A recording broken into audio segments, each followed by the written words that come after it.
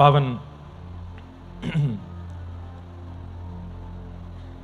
गंगा जी के तट पर मधुरतम भगवान के सखाओं की चर्चा श्रवण के लिए हम आप सब लोग एकत्रित हुए हैं, जिसमें हम लोग आज श्री गोविंद दास जी का पावन चरित्र श्रवण करेंगे। गोविंद दास जिनके प्रति ठाकुर जी का अटूट सख्य संबंध प्रेम भाव रहा। अच्छा, एक बात बंधुओं आपको हम स्पष्ट करें कि श्री गोवर्धन नाथ जी, श्रीनाथ जी इन सब सखाओं के साथ इतने सख्य भाव से क्यों रहते हैं? ये सब सखाओं जैसी लीला ठाकुर जी कलिकाल में क्यों कर रहे हैं?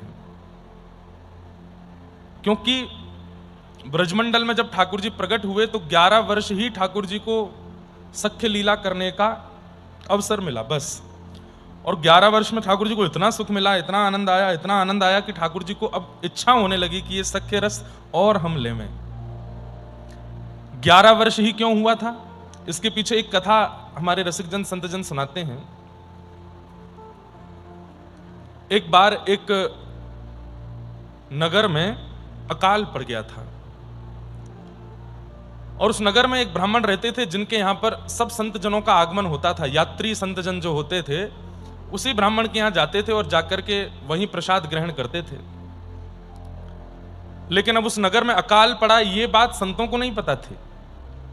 संतजन अब भी वही प्रेम भाव मान करके उस ब्राह्मण के यहां जाते थे।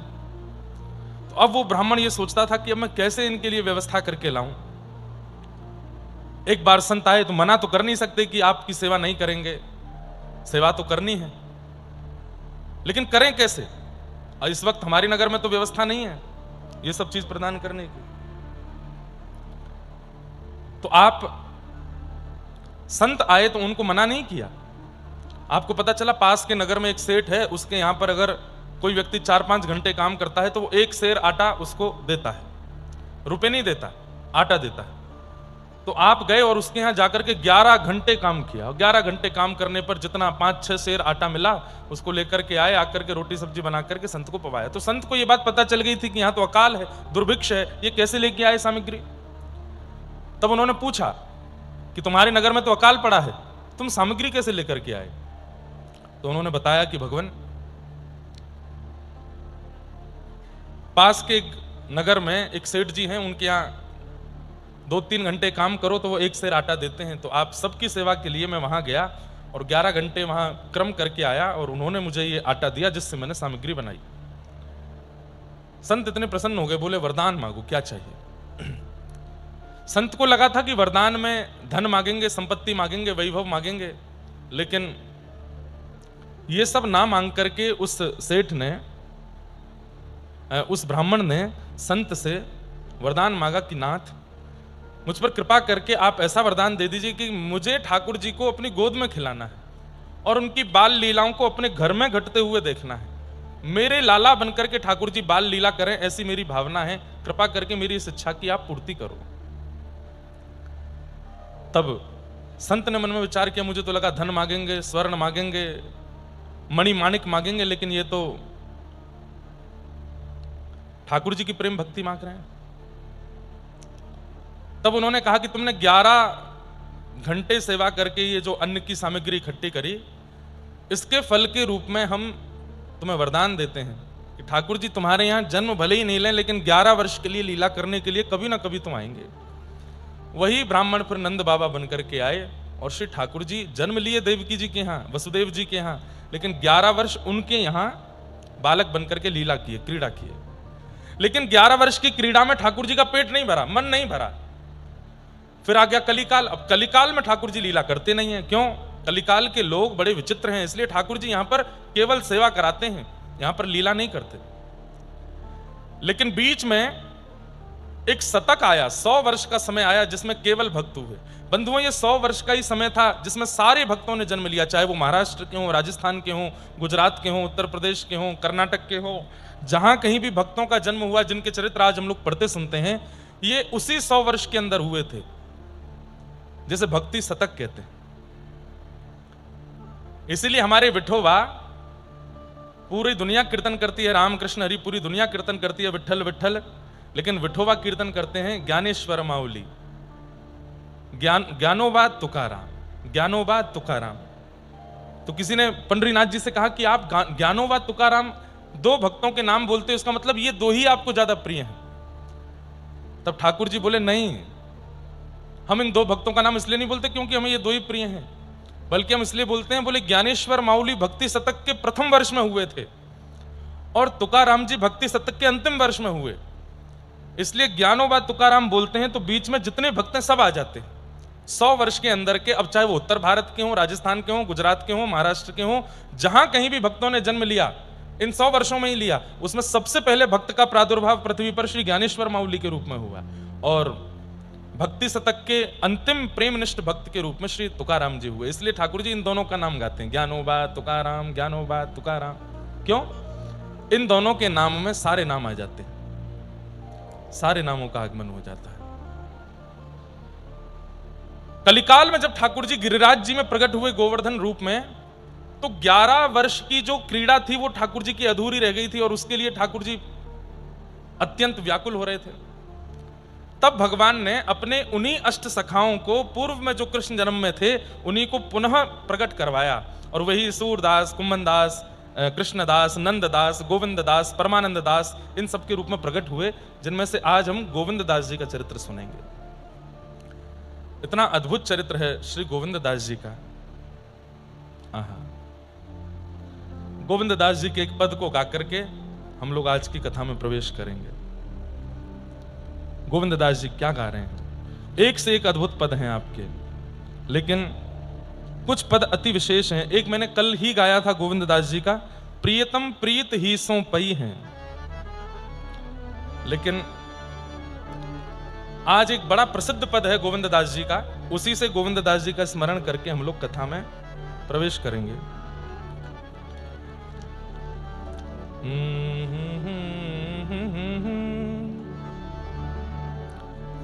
आवाज आ रही है हमारी? काफी काफी है ना?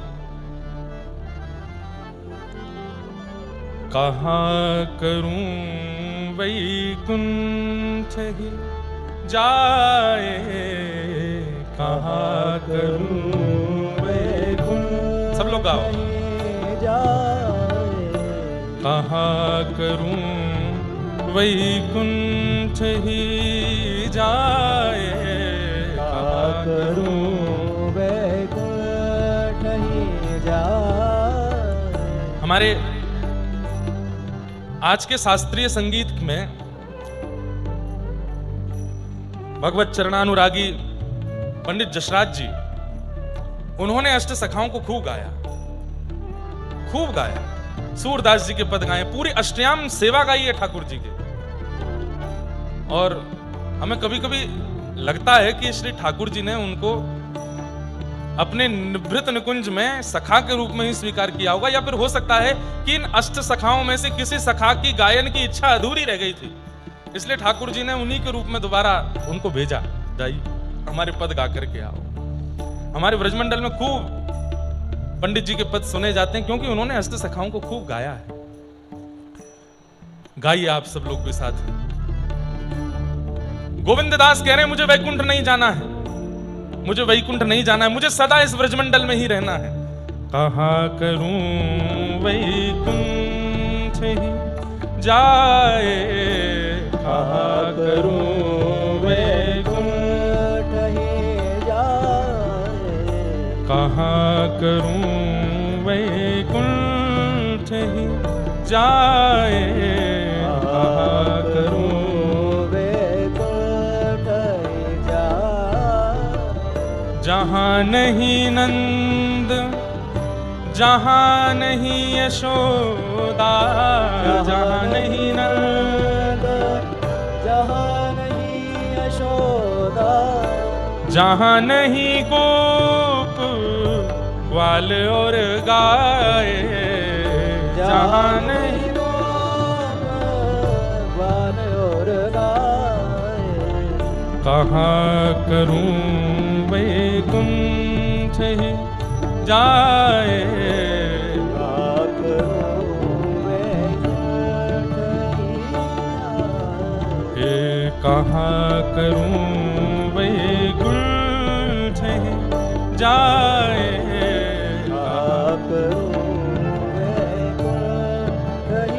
बोलो भक्त वत्सल भगवान की।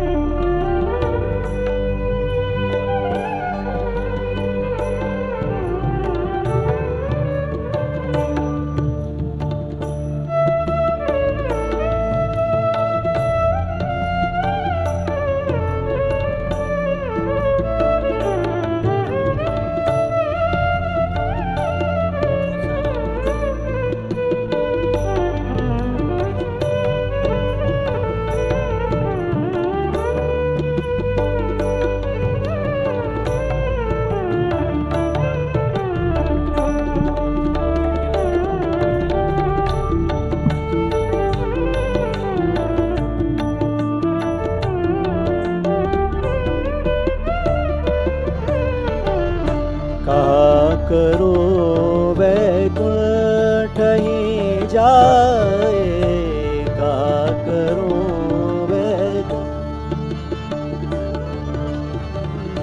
जहाँ नहीं नरद, जहाँ नहीं यशोदा, जहाँ नहीं नरद, जहाँ नहीं नंद, जहाँ नहीं यशोदा, जहाँ नहीं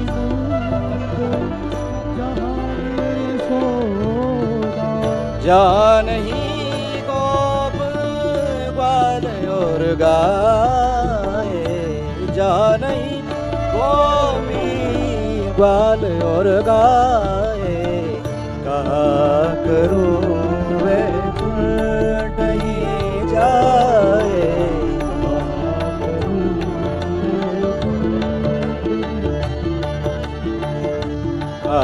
करूं वैकुंठ ही जाए, का करूं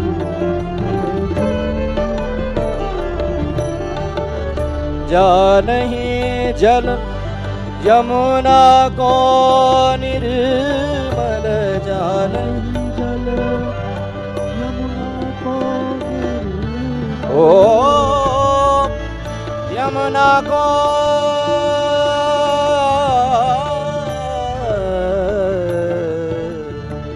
जा नहीं जल जमुना को निर्मल, जहाँ नहीं जल यमुना को निर्मल, और नहीं कदमन की छाए, और नहीं कदमन की छाए, का करूं जाए, का करूं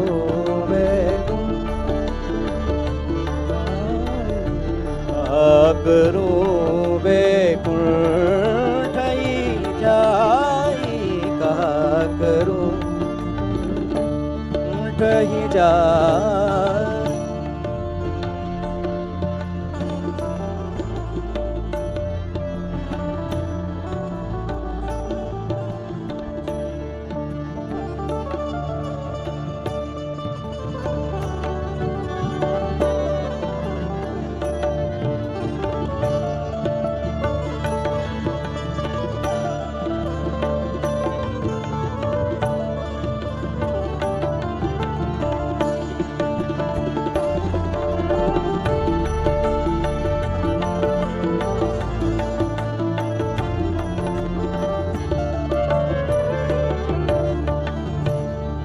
परमानंद प्रभु चतुर ग्वालिनी, परमानंद प्रभु चतुर ग्वालिनी, परमानंद प्रभु चतुर ग्वालिनी, परमानंद प्रभु चतुर ग्वालिनी, गोविंद प्रभु तज नंद सुवन को, गोविंद प्रभु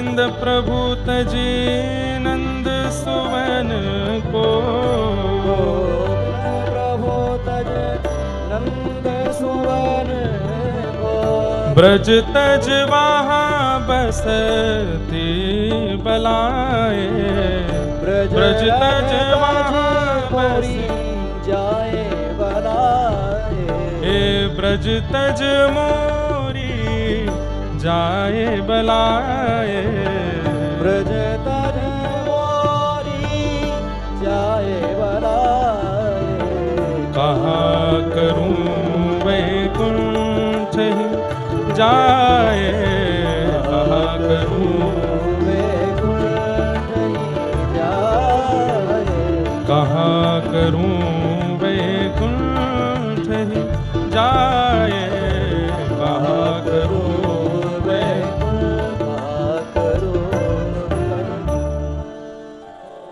ब्रज तज मोरी जाए बलाएं, गोविंद प्रभु तज नंद सुवन को। गोविंद दास जी की ऐसी भावना है कि व्रज में आज भी ठाकुर जी विराजमान है, और यदि व्रज मिल गया है तो हम इसे छोड़ के वैकुंठ नहीं जा सकते। परमानंद दास और गोविंद दास दोनों की छाप से ये पद मिलते हैं। कई जगह ये बात है भी कि ये परमानंद दास जी का है कि गोविंद दास जी का है, परंतु ग्रंथों में कहीं गोविंद दास जी का भी मिलता है और कहीं परमानंद दास जी का भी मिलता है, तो दोनों के भाव से हम इसको स्वीकार करें। भगवान के श्रीदामा नाम के सखा, जो कि किशोरी जी के भैया हैं, वही गोविंद दास जी के रूप में प्रकट हुए। आपका जन्म हुआ, और जैसा कि अन्य सखाओं में भी देखा जाता है कि सब में गायन और कवित्व करने की जन्म से ही कला ठाकुर जी ने प्रदान की है। आप में भी वही कला है, आप भी कवित्व भी करते हैं, गायन भी करते हैं। बहुत ध्यान से सुनिए। गायन करते थे, कवित्व भी करते थे, लेकिन मन को संतुष्टि नहीं होती थी। एक प्रसिद्ध गायक के रूप में आपका नाम था पूरे ब्रजमंडल में। दूर दूर से लोग इनका गायन सुनने के लिए, पद सुनने के लिए आते थे, और पद सुनने के बाद जब जाते तो उसको गुनगुनाते रहते थे। ऐसा आपका गायन रहता था कि लोगों के चित्त में ऐसे बैठ जाता था कि उनकी वाणी से वो पद रुकते ही नहीं थे, वे गाते ही रहते थे। एक बार किसी ने आपका पद जाकर के गोवर्धन में गोसाई श्री विठलनाथ जी को सुनाया। गोसाई श्री विठलनाथ जी ने जैसे ही आपका पद सुना, सुन करके इतने प्रसन्न हुए, बोले किसने लिखा है? तब किसी ने बताया, बोले गोविंद स्वामी करके हैं, उनका ये पद है। गोसाई जी बड़े प्रसन्न हुए। आप एक दिन बैठे थे और कोई पद गा रहे थे, और सामने एक रसिक बैठ करके सुन रहा था। आपके पद गाते गाते उस रसिक की स्थिति ये हो गई कि वो झूमने लगा, उसके नेत्रों से अश्रुपात होने लगा, भाव विह्वल होकर के रुदन करने लगा। तो गोविंद दास जी के मन में, ये पहले इनका नाम गोविंद स्वामी था, मैंने कहा ना दास तो ठाकुर जी के चरणों में आने के बाद होते हैं। तो गोविंद स्वामी जी के मन में आया, पद मेरा, शब्द मेरे, स्वर मेरा, गा मैं रहा हूं, और जो स्थिति मेरी होनी चाहिए थी वो मेरी तो हुई नहीं, इसकी हो रही है। ये कैसे संभव हो सकता है? तो गोविंद स्वामी जी ने जब उसके पद विश्राम हुआ तो उससे पूछा, बोले भैया तुम्हारी ये हालत देख करके, तुम्हारा ये भाव देख करके मेरे मन में थोड़ी सी ना जलन हो रही है कि जो स्थिति मेरी होनी चाहिए गायन करने के बाद, वो मेरी तो हुई नहीं, तुम्हारी कैसे हो रही है? ठाकुर जी का सुंदर भाव मैं गा रहा हूं, लेकिन व्याकुलता तुम्हारे मुख पर दिखाई दे रही है, ऐसा क्यों हो रहा है? तब उसने कहा, आप कितना सुंदर गा रहे थे, कितने अच्छे शब्दों का प्रयोग कर रहे थे। गोविंद दास जी बोले, वो तो पता मुझे भी है, लेकिन वैसी भावुकता मुझे क्यों नहीं हो रही जैसी तुमको हुई? तब उसने कहा कि मेरे सदगुरु की कृपा है, ये मेरे गुरुदेव की कृपा है। आपके शब्द मेरे कानों में पड़ते हैं, मुझे दृश्य दिखने लगता है, श्याम सुंदर दिखने लगते हैं, सामने बैठे कुछ गा रहे हैं, कुछ कह रहे हैं, ऐसा अनुभव होने लगता है। गोविंद दास जी बोले, ये अनुभव अगर मुझे करना हो तो? बोले अगर आपको ये अनुभव करना है तो आपको गुरुदेव की शरण लेनी चाहिए। बोले आपके गुरु कौन हैं? बोले मेरे गुरु गोसाई श्री विठलनाथ जी, वल्लभाचार्य महाप्रभु के शिष्य। गोसाई श्री विठलनाथ जी मेरे गुरु हैं। गोविंद दास जी की इच्छा हुई कि मैं उनकी शरण में चलूं, और आप गोसाई श्री विठलनाथ जी की शरण में आए, सन्मुख आकर के बैठे। गोसाई श्री विठलनाथ जी ने इनको जैसे ही देखा, देखते ही बोलने लगे, बिल्कुल ऐसे जैसे कितने जन्मों से एक दूसरे को जानते हो। अरे गोविंद, कैसे हो भैया तू? गोविंद दास जी बोले, मैं तो पहली बार आपसे मिला हूं, आपको मेरा नाम कैसे पता? बोले, तेरो नाम बस हमको पता है, कई लोगों ने आके हमको बताया कि ब्रजमंडल में एक बहुत सुंदर कविता करवे वारो एक गायक है, नाम है वाको गोविंद दास। तो बोले, ये कैसे पता चला कि मैं ही वो गायक हूं, मैं ही वो कवि हूं? बोले, तू आयो, आकर के मेरे सामने बैठो, तो बस तू को देख करके मुझको अनुभव है गयो। गोविंद दास जी ने कहा, बस मेरी एक ही इच्छा है कि आप कृपा करके अब मुझे शरणागति प्रदान करो। गोसाई श्री विठलनाथ जी ने आपको शरणागति प्रदान की, और शरणागति प्रदान करते ही आपका नाम रखा गोविंद दास। आहा, ठाकुर जी के मधुर दर्शन कराए, नवनीत प्रिया लाल जी का सुंदर दर्शन करके गोविंद दास जी झूम उठे, आनंदित हो गए। इतनी सुंदर झांकी देख करके आपने ठाकुर जी की बाल लीला का सुंदर पद गाया, और उस पद में भाव ऐसा था कि गोविंद दास जी कह रहे हैं कि अभी नेक्से से हैं तो इतने हमारे चित्त वृत्ति पर असर कर रहे हैं, ये बड़े हो जाएंगे तो थोड़े सुगड़ हो जाएंगे तो और कितने सुंदर लगेंगे गोसाई जी। ये अभी छोटे से ऐसी लीला कर रहे हैं, इन्हें बड़े हो जाएंगे तो इनकी लीला कैसी होयो करेगी। गोसाई श्री विठलनाथ जी बड़े प्रसन्न हुए कि अब गोविंद दास को नित्य लीला का दर्शन होने लगा। एक बार की बात है, गोविंद दास जी गोकुल में यशोदा घाट है यमुना जी का, वहां बैठ करके कुछ गा रहे थे, और जैसे ही गा रहे थे उसी समय क्या देखते हैं कि सांवरा सलोना बदन है और सांवरे सुंदर छोटे से लाला और चलते हुए आए और गोविंद दास के सामने आकर के बैठ गए। प्रत्यक्ष दर्शन हुआ। गोविंद दास जी तो देख करके आनंदित हो गए, चरणों में प्रणाम करने लगे, प्रणिपात करने लगे, बलैयां लेने लगे। जय जय, आप श्री नवनीत प्रिया लाल ही हैं ना? बोले हाँ। सुबह सुबह का समय था, सूर्य उदय धीरे धीरे हो रहे थे और गोविंद दास जी बैठ करके वहां आलाप ले रहे थे। ठाकुर जी आ गए। गोविंद दास बोले, जय जय, कैसे आगमन भयो आपको? तो ठाकुर जी क्या बोलते हैं, मैं गानों सीखना चाहूं और आपको गायन सुन के मेरे मन में इच्छा है रही है कि मैं आपसे अब गानों सीखूं, मुझको गानों सिखाए दो। गोविंद दास बोले, जय जय, आपको कहाँ आवश्यकता है, आप तो सब गुणों की खान हैं, आपके मुख से स्वर निकले ये तो बहुत दूर की बात, जब आप चलते हैं तो आपकी नूपुर ध्वनि, आपके अंग के जितने भी आभूषण आदि हैं, इन सबसे ही वेद ध्वनि प्रकट होने लग जाती है, आपकी श्वास श्वास से वेद ध्वनि प्रकट होती है, आपको राग सीखने की क्या आवश्यकता है? अरे ना, वो वारे राग ना गाने मोकू तो वो वारे गाने। बोले कौन से? बोले जब मैं रास करवे जाऊं ना तो वहां पे सबरी सखी ऐसो अलाप ले करके गामे, प्रिया जी ऐसी सुंदर अलाप तारी करके गामे, मोकू मन में बड़ी गिलानी होवे, मैं क्यों ना गा पा रहा हूं इनके जैसो। गोविंद दास, तुम्हारे पास बहुत सुंदर स्वर है, तुम मोकू गानों सिखाए दो। तो गोविंद दास जी सामने बैठे और ठाकुर जी छोटे से लाला बन करके बिल्कुल उनके सामने आकर के बैठ गए, और ठाकुर जी ने कहा, अब मैं नित्य आया करूंगा यही समय पे, और नित्य तुम मुझको गायन सिखाओगे। कोई स्वच्छंद कल्याण राग भी होता है, केवल कल्याण कल्याण राग होता है, केवल कल्याण राग। कुछ सुना दीजिए आप कल्याण, क्योंकि यहां पद में यही है कि गावत कल्याण राग।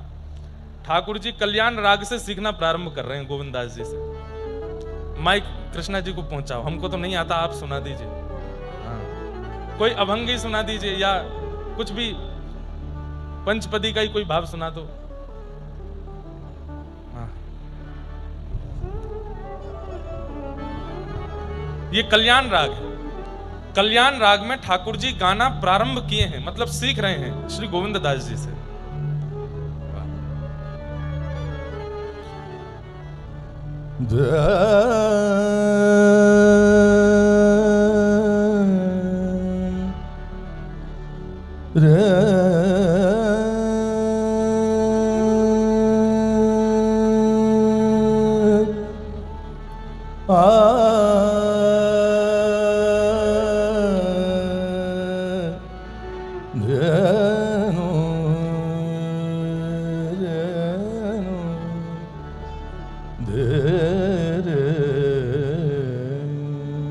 एक काम करते हैं, आप बन जाओ गोविंद दास और आप हमको सिखा दो, है ना। आप वहां से आलाप थोड़े बहुत लीजिए, हम यहाँ से गाते हैं। हम तो ठाकुर जी नहीं बनेंगे, बट ठाकुर जी कैसे गा रहे होंगे थोड़ा उसका अनुभव करते हैं।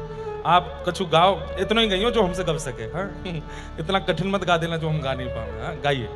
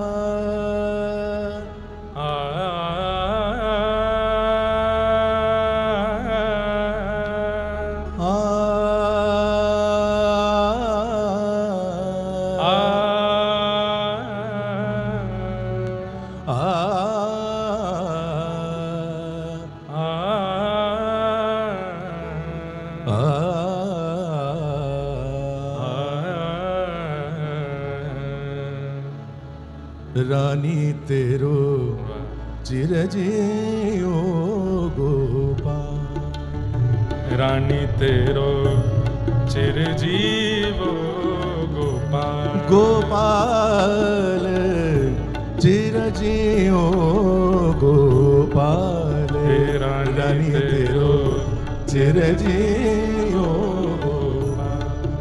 गोविंद दास जी ऐसे सिखाते थे, लेकिन ये अच्छे गुरु जी हैं। जय हो। इतना ही बहुत है, थोड़ी बहुत देर में पोल पट्टी खुल जाएगी सबरी गायन की, क्योंकि इनकी मशीन अगर गर्म है गई एक आध देर में तो ये ऐसे ऐसे कछु गा देंगे कि किशोरी जी ठाकुर जी अपनो सबरो मुरली और चुनरी उठा के चले जाएंगे, बोले आप ही गाते रहो। लेकिन अद्भुत है। गोविंद दास जी से संगीत सीखने जाते हैं ठाकुर जी। अब एक दिन यशोदा घाट पर श्री गोविंद दास जी गा रहे थे और तभी गुसाई श्री विठलनाथ जी का वहां से निकलना हो रहा था, और गुसाई जी ने तुरंत गोविंद दास की ओर देखा। रियाज कर रहे हैं, सुबह सुबह का समय है, रोज ही करते थे, तो कोई ऐसा विशेष ध्यान नहीं दिया था। लेकिन जैसे ही बगल से निकले तो अचानक गोविंद दास रुक गए गाते गाते, और रुक करके बोले फिर से गाओ, ठीक से गाओ, ऐसे मत करो, इतना नाटक अच्छो ना रे लाला, ठीक से गाओ। तो गोविंद ये बात सुन के गुसाई विठलनाथ जी रुक गए, बोले ये गोविंद दास कौन से बात कर रहा है, क्योंकि वहां कोई था तो था नहीं, अकेले गोविंद दास बैठे हैं। देखो श्री जी तुम समझाए दो लाला को, मैं कल ते नहीं आऊंगा सिखावे, देखो गाना आ रहा ढंग से। खड़े खड़े गुसाई विठलनाथ जी चुपचाप पहले तो देखते रहे, फिर पास में गए, जाके बोले ए गोविंद, अरे जय जय प्रणाम, ये तू कहा कर रहा है, रियाज कर रहा हो? बोले हाँ। ये कौन को डांट रहा हो, अभी तू ठीक से गाओ। तो गोविंद दास जी बोले जय जय, आपको ना दिख रहे?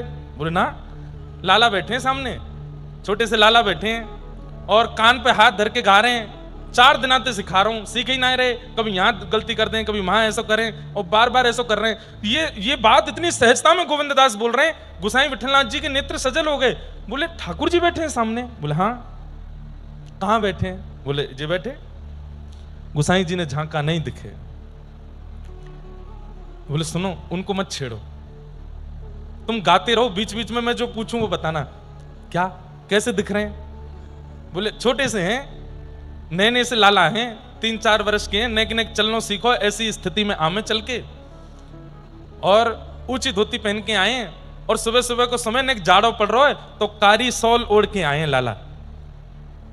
अच्छा, और कैसे लग रहे हैं? बोले 2 माल गले में पहनी है और सिर पर कछु ना पहनो, केवल अपने घुंघराले केशन को ऐसे बांध रखो है।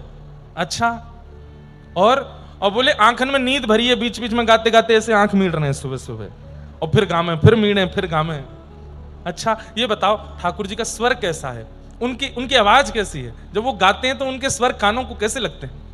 गोविंद दास जी ने जो वर्णन किया है ना, सुन के रोंगटे खड़े हो जाएंगे आपके।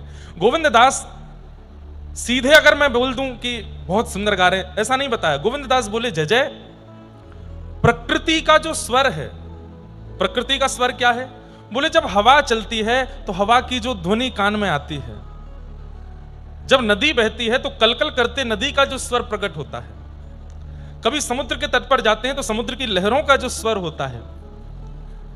जब वन में प्रवेश करते हैं तो घनघोर वन का जो अपना स्वर होता है, मिट्टी का स्वर होता है। मतलब प्रकृति का जो स्वर है वो स्वर अद्भुत होता है और वो कानों को, हृदय को, बुद्धि को अत्यंत आनंद सुख देने वाला होता है। कहीं झरझर करती नदी बहती हो जिसका कलकल स्वर आता हो, आप उसके पास बैठ जाइए, आपको मानसिक रोग यदि होगा तो वो ठीक हो जाएगा केवल नदी का स्वर सुनने से।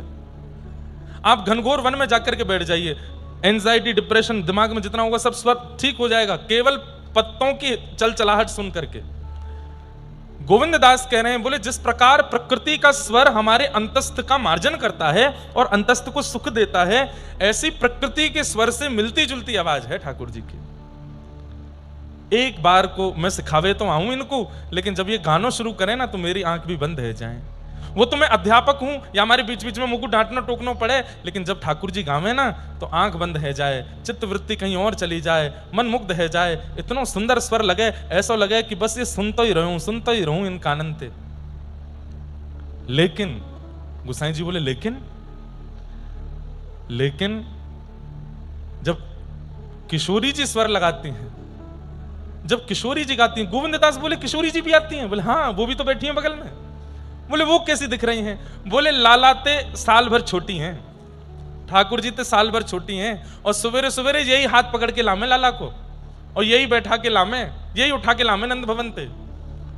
अच्छा, और किशोरी जी कैसा गाती हैं? बोले किशोरी जी जब गाती हैं कभी यहां ब्रह्मा प्रकट हो जाते हैं, कभी यहां इंद्र प्रकट हो जाते हैं, कभी यहां सरस्वती प्रकट हो जाती हैं, कभी यहां सारे देवता प्रकट हो जाते हैं। किशोरी जी का गायन होते ही यमुना जी का प्रवाह रुक जाता है, श्री यमुना जी मंत्रमुग्ध होकर प्रकट हो जाते हैं। सूर्य चंद्रमा आकाश से प्रकट हो जाते हैं, सारे लोगों के सब देव, सब ऋषि, सब जन यहां आकर के कान लगा करके केवल वृक्षों के पीछे छुप करके किशोरी जी का स्वर सुनने लगते हैं। ऐसा सुमधुर स्वर है। गोसाई श्री विठलनाथ जी ने गोविंद दास जी के सिर पर हाथ रखा, बोले गोविंद तुम कितने भाग्यशाली हो। ठाकुर जी की लीलाओं का सबको अनुभव हुआ है, लेकिन जैसा अनुभव तुम कर रहे हो ऐसा अनुभव कोई नहीं कर रहा है। गोविंद ऐसा कभी कुछ मत करना कि ठाकुर जी तुम्हारे सामने लीला करना बंद कर दें, सदा ये लीलाएं करते रहो। और सुनो, हाँ मेरी योग्यता होगी तो मैं देखूंगा। गोसाई विठलनाथ जी को तो दिखती थी लीला, लेकिन फिर भी बोले तुम आकर के मुझे बताते रहा करो और क्या लीला करते हैं, ठीक है? बोले जी। गोविंद दास इस प्रकार ठाकुर जी को संगीत सिखाते हैं और ठाकुर जी संगीत सीखने जाते हैं। ऐसे गोविंद दास जी एक दिन ठाकुर जी ने इनसे कही,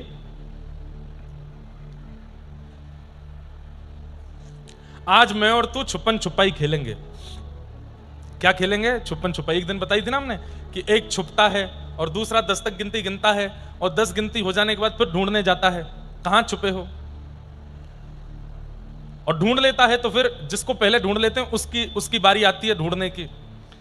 तो ठाकुर जी बोले ए गोविंद सुन। बोले हाँ, तू गिनती कर और मैं जा रहा हूं छुपवे। ये बंधुओं कब की बात है? ये भी 400 वर्ष के आसपास पुरानी बात है, गिरिराज जी की बात है। जब श्रीनाथ जी गोवर्धन में विराजते थे तो दोपहर के समय 12 बजे के लगभग मंदिर बंद होते हैं आज भी वृंदावन में सारे। उस समय पर ठाकुर जी मंदिर से बाहर निकल के गोविंद दास का हाथ पकड़ के खेलने जाते थे, और ये किसी को नहीं दिखता था, बस गोविंद दास को ही दिखता था। तो आज ठाकुर जी बोले मैं और तू छुपन छुपाई खेलेंगे हैं? तो ठीक है गोविंदा, पहले तू 10 तक गिनती गिन और मैं छुप रहा हूं। तो गोविंद बोले ठीक है, 1 2 3 4 5 6। गोविंद दास एक जगह जाकर के ऐसे गिनती गिन रहे हैं, और ठाकुर जी कहीं दूर वन में बिल्कुल कदम्ब के वृक्ष के ऊपर ऊंची डाली पर जाकर के चुपचाप बैठ गए।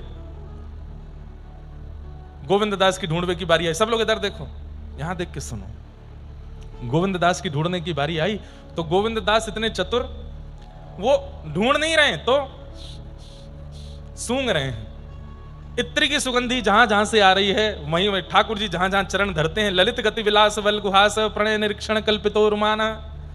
ठाकुर जी ललित गति से जब चाल रखते हैं, जहां चरण रखते हैं उतने उतने पत्तों में से, उतने वृक्षों में से सुगंधी अपने आप प्रकट हो जाती है। तो गोविंद दास के लिए कितना सरल हो गया, जहां जाते हैं वहां सुगंधी नहीं होती, सुई मुड़ जाते हैं, फिर आगे जाते हैं, हाँ यहीं सुगंधी, यहीं चलते रहो, वहीं चलते चलते। अच्छा दूसरी बात, ठाकुर जी के चरणों में हल्के हल्के कुमकुम लगे हैं, तो कहीं कहीं कुमकुम की छाप दिख जाती है। ठाकुर जी जिस वृक्ष को छूते हैं वो वृक्ष पिघल जाता है, उतना हिस्सा वृक्ष का टपकने लगता है, तो उससे पता चल जाता है यहां छू के गए हैं।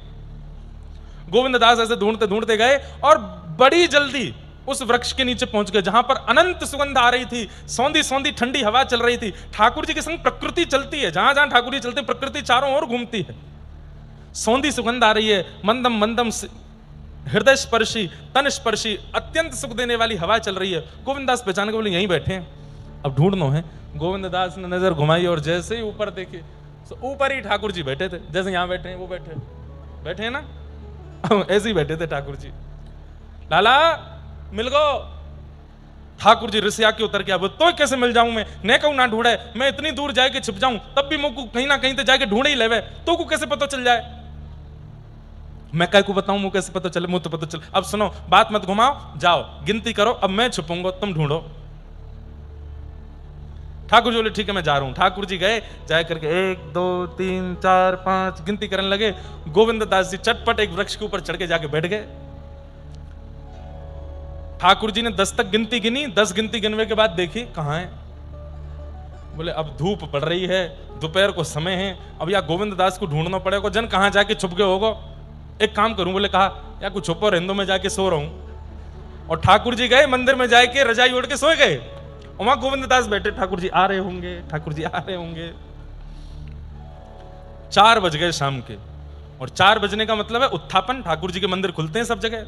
गोविंददास अब तक छुपे ही बैठे हैं और पसीना पहुंच रहे हैं, बार बार आ रहे होंगे, जय जय आ रहे होंगे।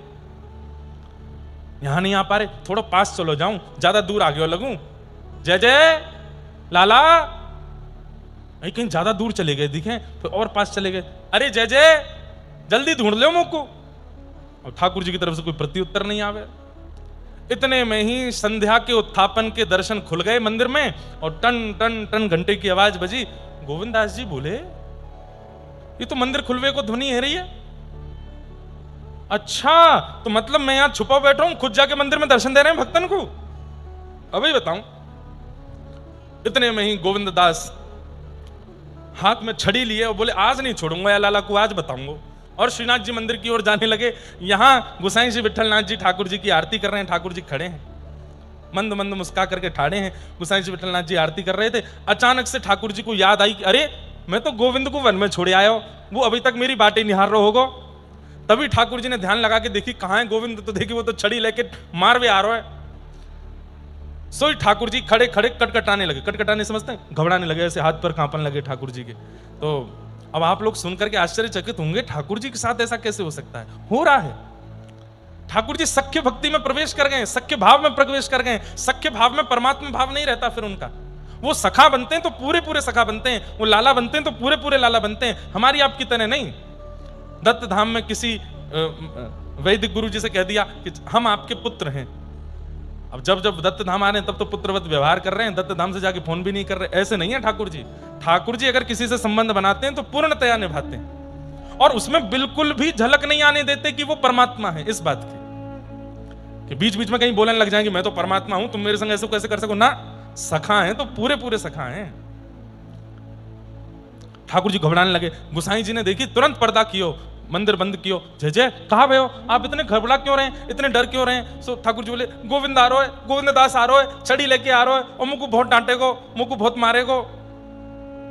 अरे जय जय ऐसे कैसे मारेगो? आप परमात्मा हो, आप जगत नियंता जगदाधार हो, श्रीनाथ हो आप। अरे ना सबके काज हूं, बाको तो सखाऊं ना, वहां पे पूरा अधिकार है। देख आवे वारो है, अभी द्वार पे आके मुझको डांटेगो, मुझे बातें डर लग रहा है। आपने कहा कियो? बोले मैंने कछु ना कियो ऐसा तो जबरदस्ती लड़वे आ रहा हो मुते, आप जाके आगू बाहर ही रोक दो। गोविंद दास बाहर आकर के खड़े हो गए, और वहां गोविंद दास का एक शब्द गाया उन्होंने, दाव ले आयो भाज गमार। ठाकुर जी को गमार कह रहे हैं। गमार का मतलब पता है? जो पढ़ा लिखा नहीं होता उसको गमार बोलते हैं, जो अनपढ़ गमार ऐसे बोलते। तो ठाकुर जी को गोविंद दास बोल रहे हैं, दाव ले आयो भाज गमार, कभी तो निकसे को बाहर, ऐसी दूंगो मार। भीतर बैठो है मंदिर में जाए के, मैं यहीं बैठो रहूंगा, कभी तो बाहर आवेगो, और जब बाहर आवेगो तभी ये छड़ी लेके भागूंगा तेरे पीछे। इतने में गोसाई विठलनाथ जी भीतर से निकल के आए। गोविंद, सो गोविंददास जी खड़े, जय जय क्या कर रहे हो? ठाकुर जी की स्तुति करनी चाहिए, वंदना करनी चाहिए, तू यहां द्वार पे खड़े है कि गमार कह रहे हो ठाकुर जी थे? गोविंददास बोले जय जय गुरु जी, आप सो एक प्रार्थना बोले कहा, आप मेरे और लाला के या भाव के बीच में मत आओ। है आपकी कृपा से, आपकी कृपा से ही ठाकुर जी मेरे संग सख्य लीला कर रहे हैं, पर मैं ना चाहूं कि आप या बीच में दखलंदाजी करो, बिल्कुल मत आओ। मुझको बात करन दो लाला से। अरे कभी कभी यूं भी तो विचार कर लेकर कि वो परमात्मा है। बोले ये विचार अगर गुरु जी करवाएंगे तो फिर सख्य विचार नहीं बनेगा। अगर परमात्मा का विचार करना है तो फिर सख्य भाव नहीं रख पाऊंगा मैं, मुझे परमात्मा भाव में ही रहने दीजिए। देख तेरे कारण जय जय घबरा रहे हैं भीतर। बोले घबरान दो, काम ऐसो कियो ने घबरावे वारो, घबरान दो। दाव ले आयो भाजगमार, कभी तो निकसे को बाहर, ऐसी दूंगो मार। ठाकुर जी चुपचाप भीतर ही बैठे हैं। गोसाई जी इतने प्रसन्न हो रहे हैं। बोले गोविंद के संग कितनी लीला करते हैं ठाकुर जी। एक दिन भीतर श्रीनाथ जी का श्रृंगार कर रहे थे और गोविंद दास बाहर बैठ करके कीर्तन गा रहे थे। ये नित्य का नियम होता था, जब जब ठाकुर जी का श्रृंगार होता है तब तब कीर्तनिया बाहर बैठ करके कीर्तन गाते हैं ठाकुर जी का।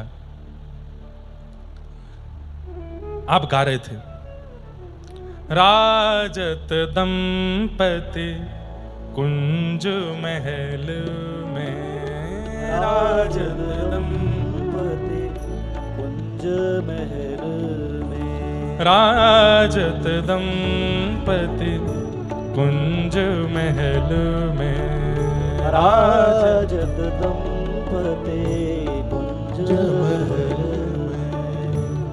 में। गोविंद दास जी जब पद गायन भी करते थे ना ठाकुर जी के सन्मुख, तो इस भाव से करते थे कि मेरो सखा अपनी प्रियतमा के संग बैठो है। लाडली जी मेरे सखा की प्रियतमा है। वहां भी सख्य भाव ही रखता है उनका, परमात्मा भाव नहीं रखते हैं। अब देखो ये तो कहने की बात है, पर मन में किंचित ये भाव तो है कि ये परमात्मा है, पर उस परमात्मा भाव को आने नहीं देते हैं, सख्य भाव की ही प्रधानता रखते हैं। श्रृंगार कर रहे हैं गोसाई विठलनाथ जी और बाहर बैठे बैठे गोविंद दास गा रहे हैं, हे राजत दंपति कुंज महल में, राजत दंपति कुंज महल में, बनिठन बैठे एक सेज पे, बनिठन बैठे एक सेज पे, तारे भुजा परस पर गल में, तारे भुजा परस पर गल। कैसे बैठे हैं? दोनों श्रृंगार करके एक दूसरे के गले में गलवैयां डाल करके बैठे हैं। यहां किशोरी जी ठाकुर जी के गले में, ठाकुर जी किशोरी जी के गले में। अब सबको क्या दर्शन हो रहा है? श्रीनाथ जी खड़े, पर गोविंद दास को क्या दिख रहा है? दो दंपति बैठे हैं, किशोरी जी और ठाकुर जी गले में गलवैयां डाले बैठे हैं।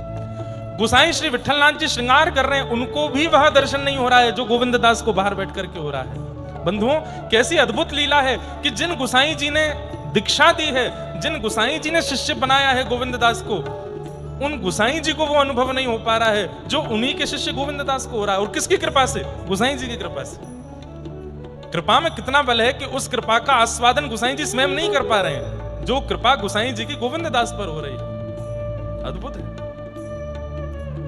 हाँ। दोनों बैठे हैं और क्या कर रहे हैं? करत विनोद महारंग भीने, करत विनोद महारंग भीने, करत विनोद महारंग भीने, करत विनोद महारंग भीने, आनंद सहित पिय और प्यारे, आनंद सहित पिय और प्यारे। अरे श्रृंगार करके जिनके हाथों से श्रृंगार हुआ वो गोसाई जी भी बैठ जाते हैं और बैठ करके वो भी अनुभव करने लगते हैं कि मैंने श्रृंगार करके ठाकुर जी को तैयार किया, पर वास्तविक में यहाँ लीला घट के आ रही है, वो गोविंद गा रहा है। बोले दोनों प्रिया प्रियतम आपस में विनोद कर रहे हैं। कैसो विनोद कर रहे हैं? बेसर कौन की अतिनी की। ठाकुर जी और किशोरी जी एक दूसरे को देख करके कह रहे हैं कौन ज्यादा सुंदर लग रहा है। अरे रूप की बात की है, पहले ये बताओ कि नक बेसर कौन की ज्यादा अच्छी है। ठाकुर जी कह रहे हैं आप, अच्छा समझने वाली बात, यहां पर दोनों प्रिया प्रियतम होड़ लगी है दोनों में कि कौन ज्यादा सुंदर है, पर इसमें होड़ इस बात की नहीं हो रही है कि मैं ज्यादा सुंदर हूं कि आप ज्यादा सुंदर हो। तो किस बात की होड़ लगी है? ठाकुर जी तो कह रहे हैं किशोरी जी मैं अच्छो ना लग रहा हूं, आप ज्यादा अच्छी लग रही हो, और किशोरी जी कह रही नहीं नहीं नहीं नहीं, मैं तो ऐसी सामान्य लग रही हूं, आप ज्यादा बढ़िया लग रहे हो। मतलब एक दूसरे की प्रशंसा कर रहे हैं। और गोविंद दास दर्शन करके गा रहे हैं, श्रृंगार करके स्वयं गोसाई विठलनाथ जी आए, उनको वो अनुभव नहीं हुआ जो गोविंद दास दिखा रहे हैं। बोले आप तो श्रृंगार कर आए, अब दोनों में हट छिड़ गई है, कौन ज्यादा बढ़िया लग रहा है? तो बोले कहा कह रहे हैं मैं ज्यादा अच्छा लग रहा हूं? बोले नहीं, ये नहीं कह रहे कि मैं अच्छा लग, ये कह रहे हैं आप ज्यादा अच्छे लग रहे हो। और किशोरी जी कह रही हैं आप ज्यादा अच्छे लग रहे हो, एक दूसरे की प्रशंसा कर रहे हैं। गोविंद दास कहाँ लगी बरनो,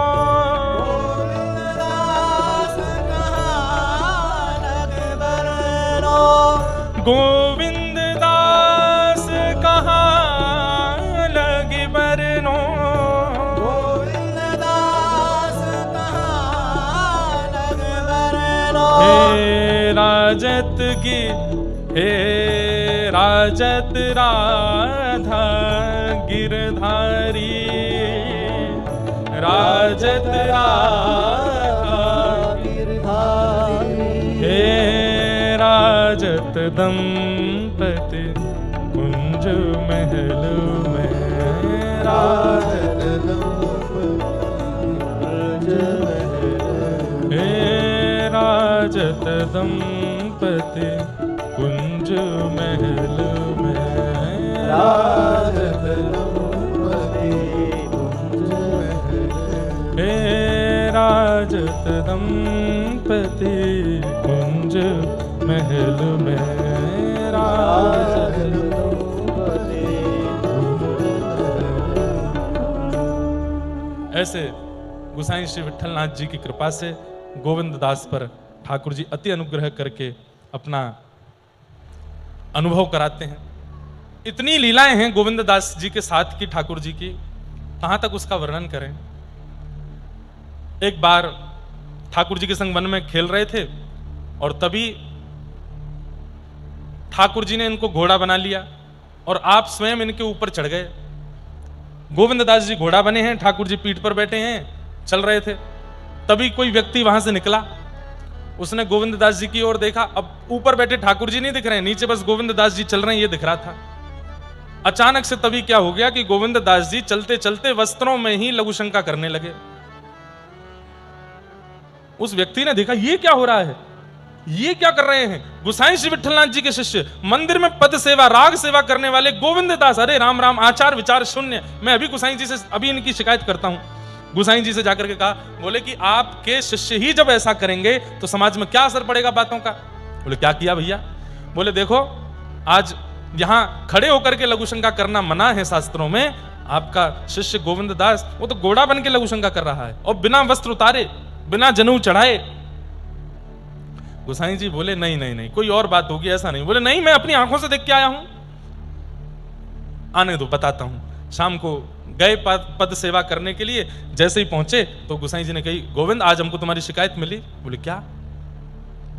तुम सवेरे सवेरे जो है ऐसे ऐसे लघु शंका कर गए थे अपने वस्त्रों में ही, और ये तो बहुत गलत बात है। ऐसा क्यों किया, मैं कारण जान सकता हूं?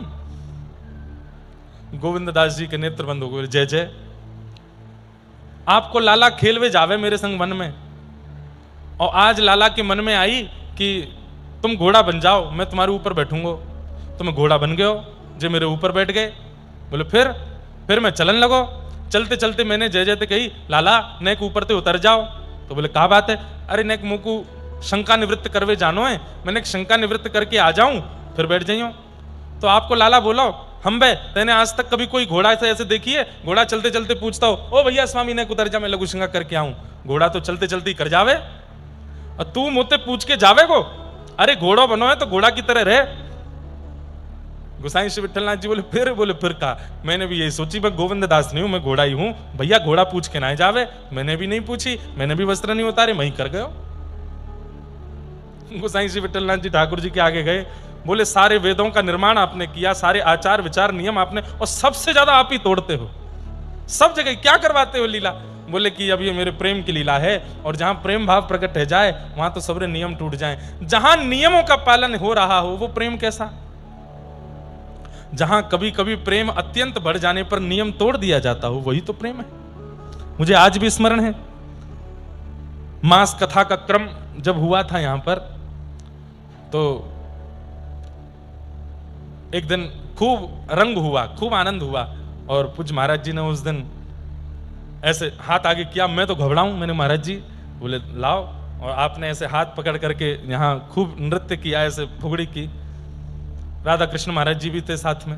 हम दोनों का स्पर्श करके महाराज जी ने नृत्य तो कराए, पर उस दिन चंदा तारे सब दिख गए थे हमको, क्योंकि उस दिन ऐसा लगा कि भाई कोई अत्यंत तपोनिष्ठ व्यक्ति आपका स्पर्श कर दे, और आपका तप यदि उस योग्य का ना हो तो हो ही तो जाते हैं, और फिर हम लोग तो एक चक्कर में बस हो जाते हैं। महाराज जी तो एक बार मोह घुमा में, फिर एक बार राधा कृष्ण जी को घुमा में, फिर मोह घुमा में, हमको स्मरण में है। फिर बीच में एक बार मैं वहां बैठ के पानी पी रहा था, फिर राधा कृष्ण जी बोले अब आपकी बारी है, मैं पानी पीऊं, और महाराज जी अकेले घूमते ही जा रहे थे।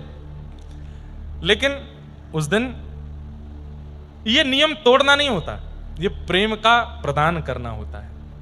आपका स्पर्श का इतने वर्षों का नियम, लेकिन आप अपने प्रियजनों को स्पर्श कर देते हैं। क्यों? क्योंकि प्रेम में नियम तोड़ दिया जाता है, अत्यंत प्रेम में।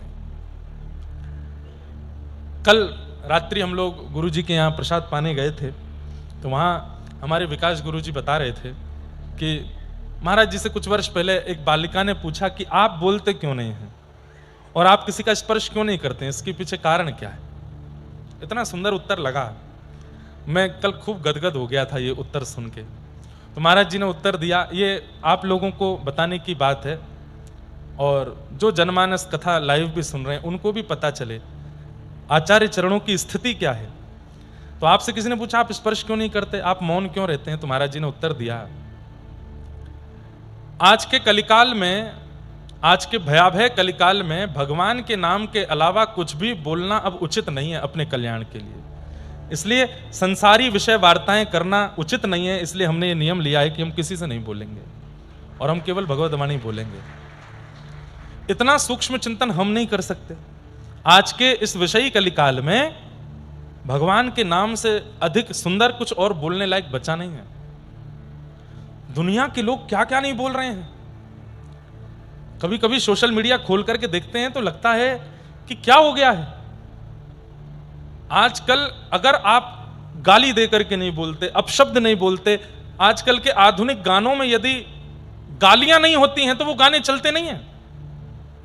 बिना गालियों वाले गाने हैं तो आपका गाना साल 2 साल में 1-8 लाख पहुंच जाएगा, 1-8 लाख लोग सुनेंगे। और आपने भर भर के गालियां किसी गाने में गा दी हैं तो वो एक दिन में 1 करोड़ लोग सुन लेंगे उसको। सोच रहे हैं आप, समझ रहे हैं कि किस दिशा में हम लोग पहुंच चुके हैं।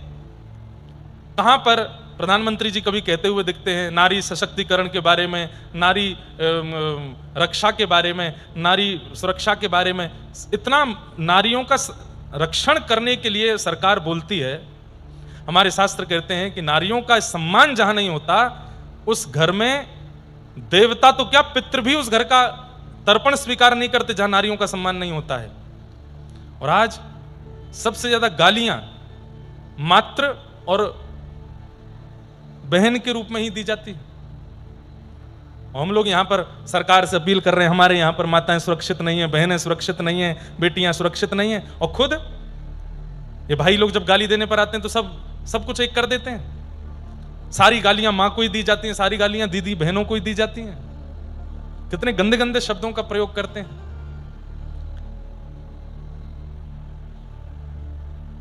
और सबसे बड़ी बात, बोलने वाला तो है ही, सुनने वालों को भी वही सुनने में सुख मिल रहा है। और इनमें केवल पुरुषों का दोष नहीं है, आजकल की नव युवतियां भी इसमें बहुत आनंद लेती हैं, बहुत प्रसन्न हो रहे हैं। हाँ हाँ, कितनी अच्छी वाली गाली दी, ये कोई बात है? तब महाराज जी ने, अब ये तो आज की बात हम देख रहे हैं, महाराज जी ने तो वर्षों पहले नियम ले लिया कि अब इस संसार में बोलने लायक वस्तु या बोलने लायक कुछ बचा नहीं है भगवान के नाम के अलावा। इसलिए मौन हो गए, केवल भगवान नाम कभी कभी बोलते हैं। मैंने एक बार स्वर सुना था महाराज जी का, महाराज जी को भी स्मरण नहीं होगा कि जब मास कथा हो रही थी तो अचानक से गोदावरी जी में जल आया था और पूरा दत्त धाम इतना आनंद में आ गया था। मुकुंद काका भी थे साथ में, आप भी शायद गोविंद काका की उस दिन आए थे। तो हम लोग सब लोग गए थे नीचे गोदावरी स्नान करने, महाराज जी भी आए। तो जब मुकुंद काका स्नान कर रहे थे तब महाराज जी ने उनके पीछे खड़े होकर के एक बार कहा था दिगंबरा, तो मैं वहीं पास ही खड़ा था। तब मैंने बस स्वर पहली बार महाराज जी का सुना और वो स्वर इतना अद्भुत था। ये हम महाराज जी को संकुचित करने के लिए महाराज जी को नहीं बोल रहे हैं, आप सबके बीच अपने भाव बता रहे हैं। महाराज जी ने उत्तर दिया कि अब इस संसार में बोलने लायक कुछ बचा नहीं है भगवान नाम के अलावा, इसलिए हम मौन रहेंगे, केवल भगवान नाम बोलेंगे, इसलिए मौन है। फिर प्रश्न हुआ कि आप किसी का स्पर्श क्यों नहीं करते? इसका उत्तर सुन के तो मैं रात में बड़ा प्रसन्न हुआ। आपने उत्तर दिया कि जिस अंग को ठाकुर जी का स्पर्श प्राप्त हो गया हो उस अंग को अब संसार के किसी स्पर्श की इच्छा नहीं है। जिस देह को ठाकुर जी ने छू दिया है या जिस देह ने ठाकुर जी को छू लिया है, अब उससे संसार के जीवों को छूने की इच्छा नहीं होती, इसलिए स्पर्श की इच्छा नहीं।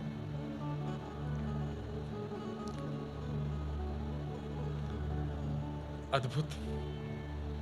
और यह बात बिल्कुल सत्य है।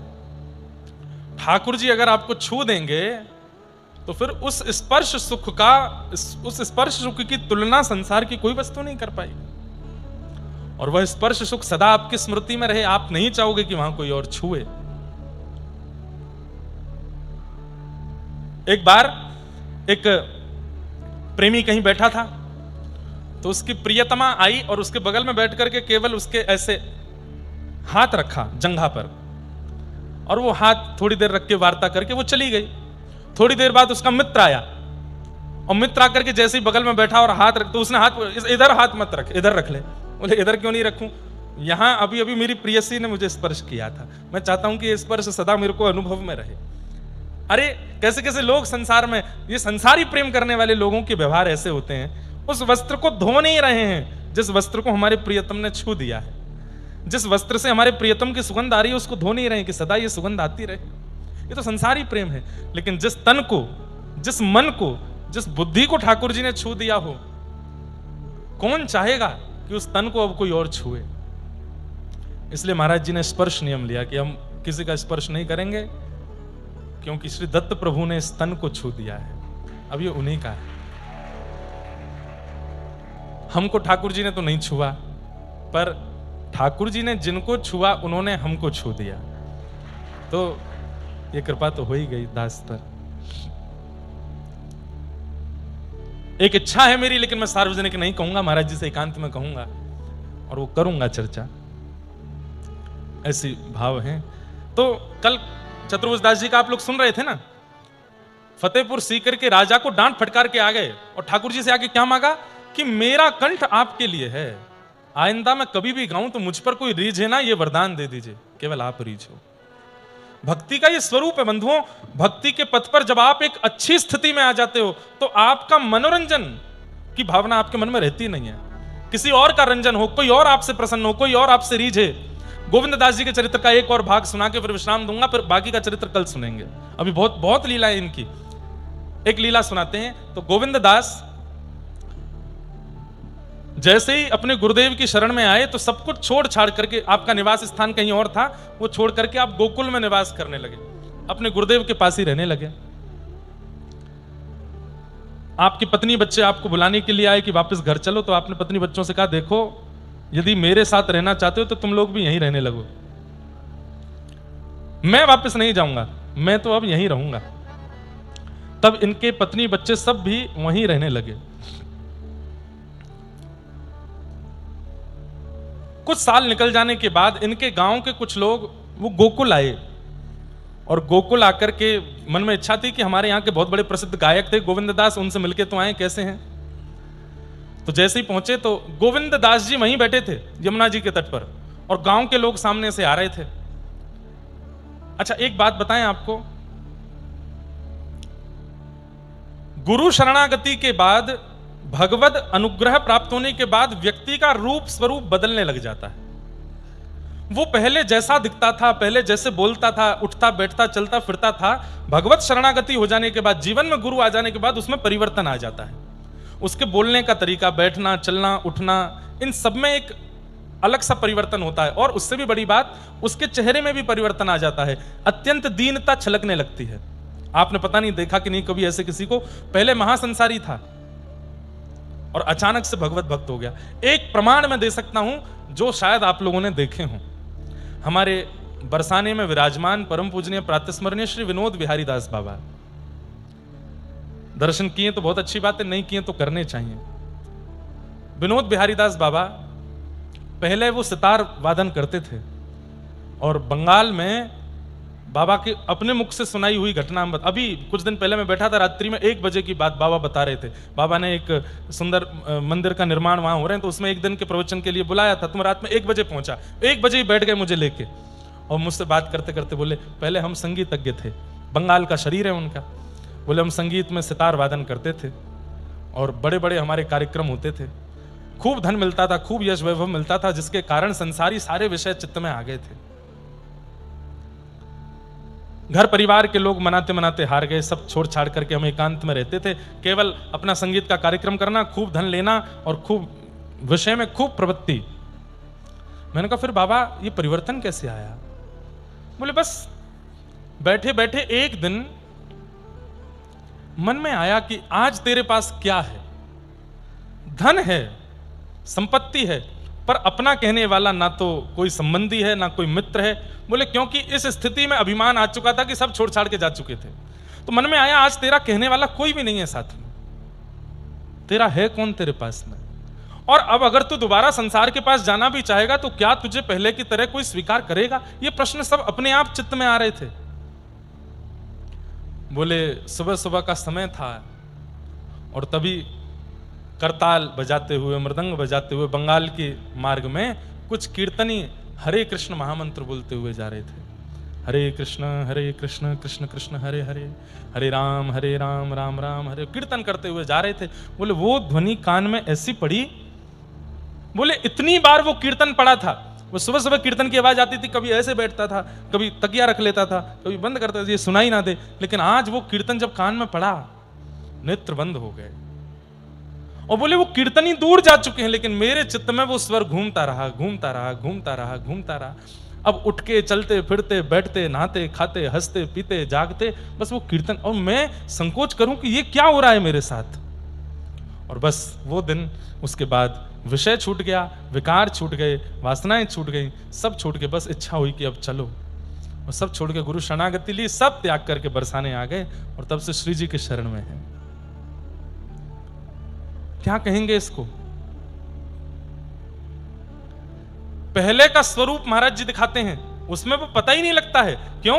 क्योंकि संसारिक स्वरूप था ना, तो पूर्ण उसी भाव में थे। और ठीक 1 साल बाद ही जब पूर्ण विरक्त और वृंदावन आ गए, तब का चित्र महाराज जी ने दिखाया, तो नेत्रों में दीनता दिख रही है। अत्यंत दीन, अत्यंत सरल, अत्यंत सहजता सब अनुभव हो रही है। भगवत सामीप्य प्राप्त होने के बाद, भगवत शरणागति होने के बाद यदि दैन्य नहीं आया है तो इसका मतलब भगवत शरणागति हुई नहीं है। दैन्यता सबसे बड़ा लक्षण है, और वो नेत्रों में, वाणी में, स्वभाव में, व्यवहार में, बुद्धि में, विचार में दैन्यता दिखने लगती है। हमारे दत्त धाम के जितने भी परिकर के लोग हैं, उनमें दैन्य अटूट है। दैन्य की खान कह दूं तो कोई कम नहीं है, ऐसा दैन्य है। परिक्रमा कर रहे होंगे, भयंकर धूप पड़ रही है, जैसे ही देखे महाराज जी आ रहे हैं तुरंत दंडवत कर लेंगे, बड़ी दीनता से बात करेंगे, बड़ी दीनता से कोई भी बात का उत्तर देंगे। दैन्य कितना है! और ये दैन्य इस बात का प्रमाण है कि आपकी गुरु शरणागति और भगवत शरणागति अच्छे से हो गई है। और गुरु शरणागति, भगवत शरणागति के बाद भी सिर ऊपर है, झुकने में आलस आ रहा है, उठने में आलस आ रहा है, नियम करने में आलस आ रहा है। किसी भी प्रकार के बात विकार को कोई अपशब्द कह देता है तो क्रोध में भर जाते हैं, तुरंत आ जाते, मुझसे कैसे कह दिया, मेरे ईगो पे बात। ये ईगो वाली बात भक्त के चित्त में रहती नहीं है, वो ईगो को नष्ट कर चुका होता है। तो गोविंद दास बैठे थे और आपके गांव के सब लोग आए, तो गोविंद दास के आव भाव चेहरे से पहचान ही नहीं पाए कि ये गोविंद दास हैं। क्यों? अत्यंत दीन हो गए हैं।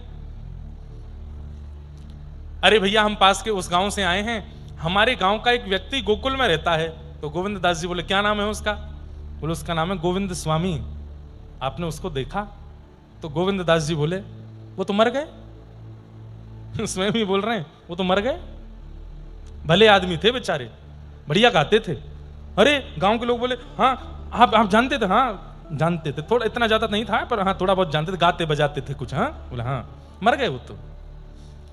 अरे भैया आप इतने ऐसी सरलता से बोल रहे हो मर गए? हाँ हमारे गांव का इतना प्रतिष्ठित व्यक्ति था, गोकुल आया था वो तो गोसाई विठलनाथ जी की शरणागति लेने, ऐसे कैसे मर गया? बोले बस मर गया, आपको मरने वाले को क्या बताएं कैसे मर गया? मर गया। भला आदमी था बेचारा। गांव के लोग तो बड़े चिंतित हो गए।